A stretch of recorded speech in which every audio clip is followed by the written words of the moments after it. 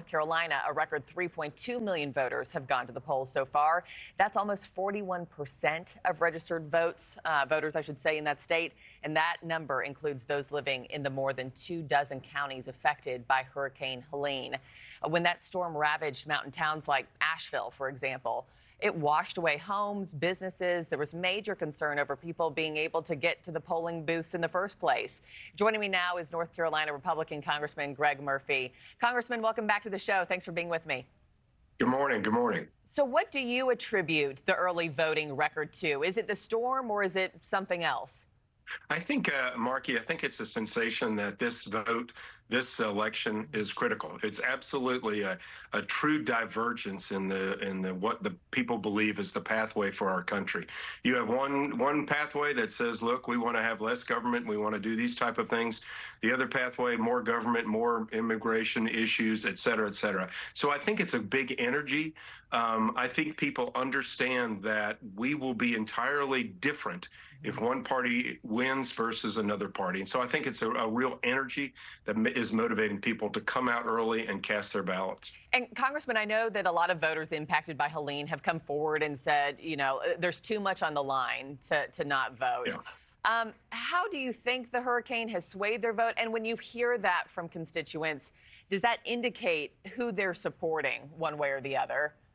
You know, Markie, I don't know how much that has impacted things. I think right after the hurricane happened, there was this very slow response by our governor, our Democratic governor, to come out. And I think that angered a lot of Republicans because they saw it as a political move to try to slow down what is normally a very, very conservative part of North Carolina. That said, I don't know how much that truly had a motivation. I think it's more of a national energy. I don't know that the hurricane itself motivated people. In fact, I'm looking at some numbers that had folks out in that county actually coming in at higher numbers than in years previous as far as early voting. But again, I think we go back to the basic issue that people feel there's so much at stake with this election. They want to make sure their vote is cast. Yeah, voters across the country feel like there's too much at stake here not to show up this week or next. North Carolina, of course, one of the 7 key swing states with 16 electoral votes up for grabs. What are the most important issues to voters there right now when you talk to them? I think Markie, they reflect the national issues. Number one is immigration. Very close behind is the economy, because this economy, the Biden administration, it has left the middle class. As much as Kamala Harris wants to talk about the middle class, they've destroyed the middle class and they've destroyed lower income individuals with so much inflationary spending. And so I think those are the main issues. A lot of the other ones come as security about what's going on in the world, what's going on in our own country. But I think, again, immigration, the economy, and security are the 3 top issues that are motivating people. And just looking at where things stand right now, President Trump has a slight lead over Vice President Harris, but North Carolina does have more unaffiliated registered voters than registered Democrat or Republican. Do you think you have many undecideds at this point? And if so, what are they waiting to hear in these final days? Well, yes, there are more unaffiliates, but I really believe most of those lean conservative. And truth be told, Markie, there are a lot of Republicans that registered unaffiliate because they don't, are not crazy about Donald Trump, but they still understand what's going on in the country.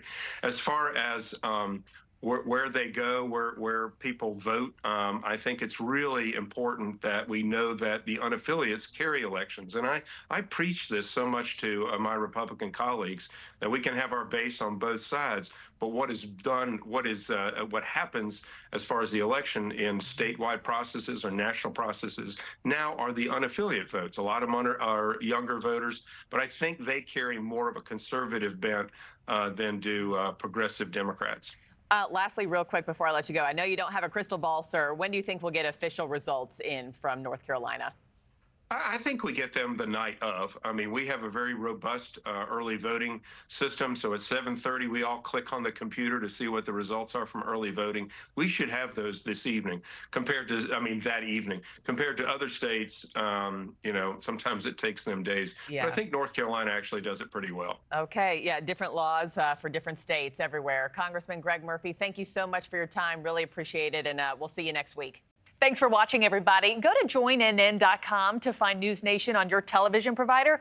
Also, don't forget to click that red subscribe button below to get more of NewsNation's fact-driven, unbiased coverage.